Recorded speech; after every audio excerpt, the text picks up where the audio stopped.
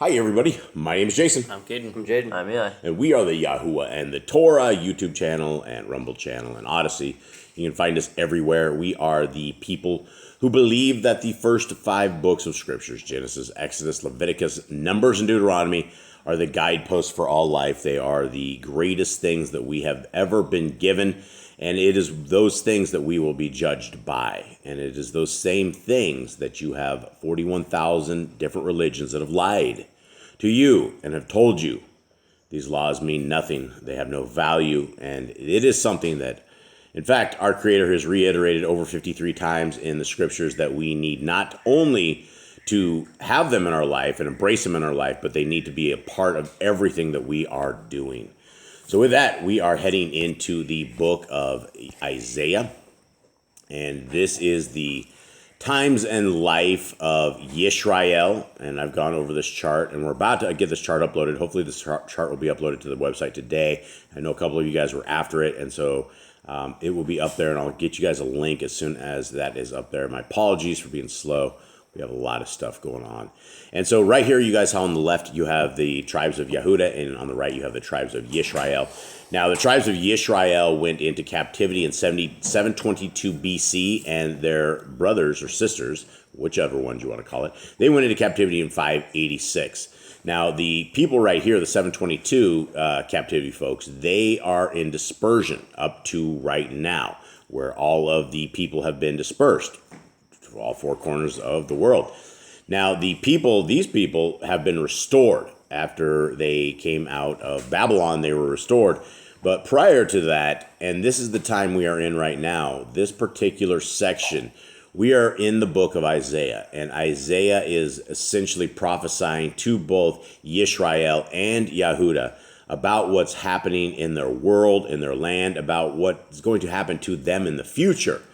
And this is the exact same thing that all of us have been given. We've been given these scriptures, and we've been told from the very beginning of scriptures that if we obey these laws, statutes, and commandments of our Creator, we will be His people.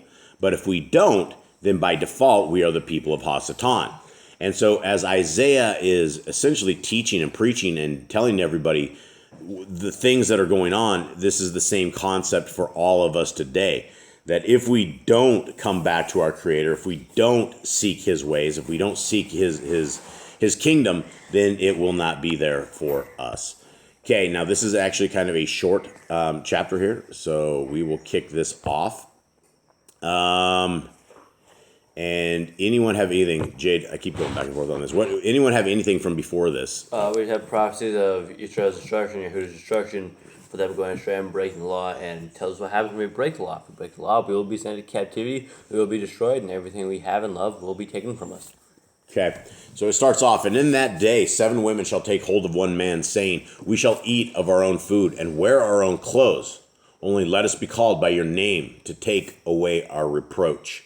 What is this even saying? What's happening here? Kate? They're going to eat their own clothes because they're so hungry. They're not eating their own clothes. That's not what this says. We shall eat our own food and wear our own clothes. Eli, what does that just say? They shall have their own things, basically, I think. Okay. Why would 7 women say they're going to take hold of one man? And what is happening right here? Can anyone give me any clarity of this? So I think they're saying that they're going to have to make their own stuff. They're not going to be able to get it from any of the foreign nations. I think they have to deal with it themselves. No, this is not it at all. Okay, so this is what happens when you divorce a woman.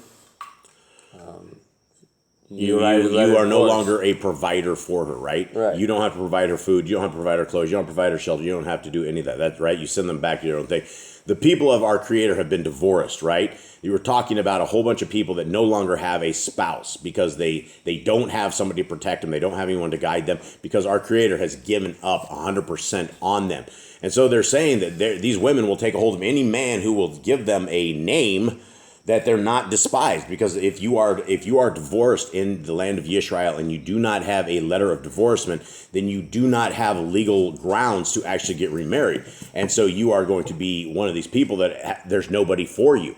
And so these women, that are talking, or it's not even talking to women. This is all a kind of a parable, but it's talking about that Yisrael and Yehuda would take the clothes of anybody who is still a husband, and just so they're not completely reproached, right? So they don't look like a harlot, they don't look like an adulterer.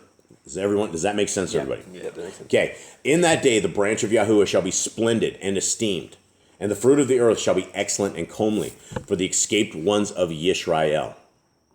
And it shall be, he who is left in Zion and he who remains in Jerusalem is called Kodesh, everyone who is written among the living in Jerusalem. So what does this say? What did the verse 2? Eli, I wish you had some scriptures here with us. What did that just say? Tell us. I wasn't listening for a second. All right. So here it's talking about whoever's left in Israel shall be Kodesh, because basically I think this is a return, when they return to the land. I don't think so. Well, I don't think this is a return to the land. I think this is anybody who survives. Because anyone, it says, everyone who is written among the living in Jerusalem, they're going to be called blessed, right? That means Holy. Kodesh is holy. Right. That's they're living, right? Yeah, they're still blessed. They're made it, right? So if you survived this, then you're going to be called holy. Hey, you made it. Everyone makes sense. So they didn't kick you out because they weren't sinning, basically. I would say they're only Kodesh because they're still keeping Torah. You're not Kodesh, you're not keeping Torah. They survived, right? Whatever it is, they survive. I don't know. They probably are keeping Torah, but basically what we're talking about is everybody's wiped out, right? Everybody's in captivity. If you're left alive among the people in Jerusalem, you've done it. You made it. So it's a huge thing that you remain alive when all the rest of these guys go into captivity. Eli, will you please take care of the dogs? Thank you. Okay. 4. When Yahuwah has washed away the filth of the daughters of Zion and rinsed away the blood of Jerusalem from her midst by the spirit of judgment and by the spirit of burning, then Yahuwah shall create above every dwelling place of Mount Zion and above her assemblies a cloud and smoke by day and the shining of a flame in fire by night.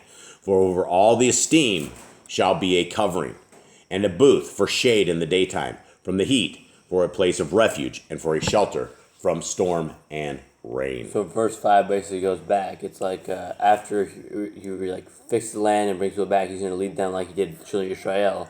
Yeah, so 4,000 years ago. Yeah, so essentially that's exactly it. Is the people, there will be a calling back to this, and this is talking about judgment. This is talking about a wipeout of the land. This is talking about a clean of the land. This is talking about letting the land rest and giving her Shabbats, which is one of the main reasons that, besides the adultery and all the judgment breaking and law breaking that these guys were up to. But yeah, this is what it's going to talk about. When Yahuwah returns to us, when it comes back into us, he's gonna lead us a lot like we saw back in the days of Exodus, right? When he was there with a cloud by day, fire by night, and this is what the new kingdom is going to be about. Now, the new kingdom is set for it's set for fruition, right? The New Jerusalem is going to be something that is heading this way. It is something that is coming in the future.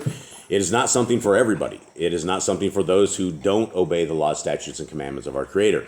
And speaking of that, tomorrow is a Sabbath day, which means tonight at sunset is when the day begins and ends. And it is one of these things that if you are in a covenant with our Creator, today is the day where you want to cook what you're going to cook for tomorrow. Seethe what you're going to seethe. Make sure you get all of your stuff done so tomorrow is 100% day of rest. You can put your stuff in crock pot meals. You can have sandwiches. You can have all this stuff. Prepare it the day before, because that's one of the things that our Creator has told us, that He wants us to rest completely. And there's a lot of commandments that talk about cooking the day before and making sure we don't do it. So, guys, we will go live tomorrow at 11 o'clock. If you guys want to catch us live, Yah willing, we'll be there. And with that, I guess we will say much love to y'all. Have a wonderful day, and we're out. All right. Shalom.